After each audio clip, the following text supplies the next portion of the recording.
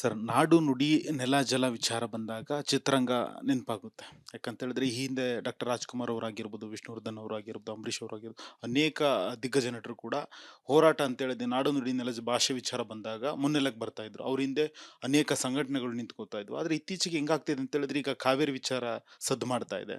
ತಮಿಳ್ನಾಡಿಗೆ ನೀರು ಬಿಡಬೇಕು ಎನ್ನುವಂಥದ್ದು.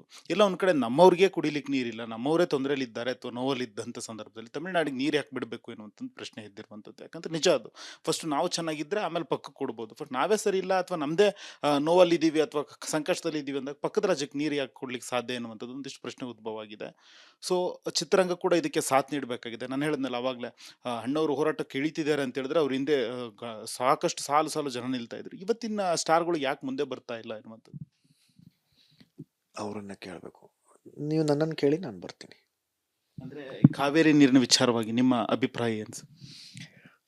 ನೋಡಿ, ನೀವು ಒಂದು ಮಾತು, ನಾನು ಈಗ ತಮಿಳ್ನಾಡು ಕೂಡ ಅದು ಪಕ್ಕದ ರಾಜ್ಯ ಆಗಿರಬಹುದು, ಆದರೆ ನಮ್ಮ ದೇಶದ ಭಾಗನೇ, ನಮ್ಮವರೇ ಅವರು ಕೂಡ. ಹಾಗೆ ಆಮೇಲೆ ನಾನು ಯಾವಾಗಲೂ ಒಂದು ಮಾತನ್ನು ನಂಬ್ತೀನಿ, ಅದನ್ನು ಪಾಲಿಸ್ತೀನಿ. ವಸುಧೈವ ಕುಟುಂಬಕಂ. ಈ ಭೂಮಿ ಮೇಲೆ ಇರ್ತಾರೋ ಪ್ರತಿಯೊಬ್ಬರು ನಾವೆಲ್ಲರೂ ಒಂದೇ ಕುಟುಂಬದವರು. ಬ್ರಹ್ಮಾಂಡ ನೋಡಿದ್ರೆ ನಾವೊಂದು ಚುಕ್ಕೇನೂ ಅಲ್ಲ, ನಮ್ಮ ಇಡೀ ಭೂಮಿನೇ. ಅಂಥದ್ರಲ್ಲಿ ನಮ್ಮ ದೇಶ, ನಮ್ಮ ನಾಡು, ಪಕ್ಕದ ರಾಜ್ಯ, ನಾವೆಲ್ಲರೂ ಒಂದೇನೆ. ಆದರೆ ಇದನ್ನು ಹೇಳ್ತಾನೆ, ಕಾವೇರಿ ನದಿ ನಮ್ಮಲ್ಲಿ ಉದ್ಭವಿಸ್ತಾ ಇರೋದರಿಂದ ಮೊದಲ ಆದ್ಯತೆ ನಮಗೆ, ಅದು ನಿಜ. ಹಾಗಾಗಿ ಇಲ್ಲಿ ದ್ವೇಷದಿಂದ ಕೆಲಸ ಆಗಲ್ಲ. ನೀವು ನನ್ನ ಈ ಸ್ವಚ್ಛತೆಗಾಗಿ ನಾನು ಸಹಭಾಗಿ ಅಥವಾ ನನ್ನ ಬೇರೆ ಅಭಿಯಾನಗಳನ್ನು ನೀವು ಗಮನಿಸ್ತಾ ಇದ್ದರೆ ನಾನು ಯಾರನ್ನು ದೂಷಿಸಲ್ಲ, ದೂಷಿಸಿ ಕೆಲಸ ಆಗೋದೂ ಇಲ್ಲ. ಪ್ರೀತಿಯಿಂದನೇ ಕೆಲಸಗಳು ಆಗ್ತವೆ. ಹಾಗಾಗಿ ತಮಿಳು ಜನಕ್ಕೆ ನಾವು ದ್ವೇಷಿಸಿ ಅಥವಾ ಈ ಸಂದರ್ಭದಲ್ಲಿ ವಿಶೇಷವಾಗಿ ಬೈದು ಆ ಥರ ಅಲ್ಲ. ಅವ್ರ ಜೊತೇಲಿ ಸೇರಿಕೊಂಡು ನಮ್ಮ ಸಮಸ್ಯೆನ ಹೇಳಿಕೊಂಡು ಈ ಒಂದು ಸಮಸ್ಯೆನ ನಾವು ಬಗೆಹರಿಸ್ಬೇಕು, ಇದು.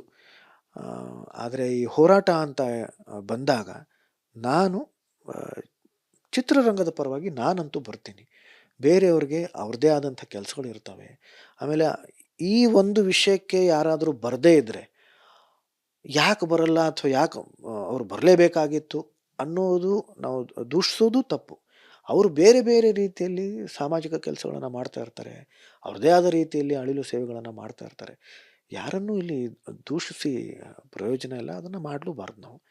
ಆದರೆ ನಾನಂತೂ ನಮ್ಮ ಚಿತ್ರರಂಗದ ಪರವಾಗಿ ನಾನು ಬರ್ತೀನಿ.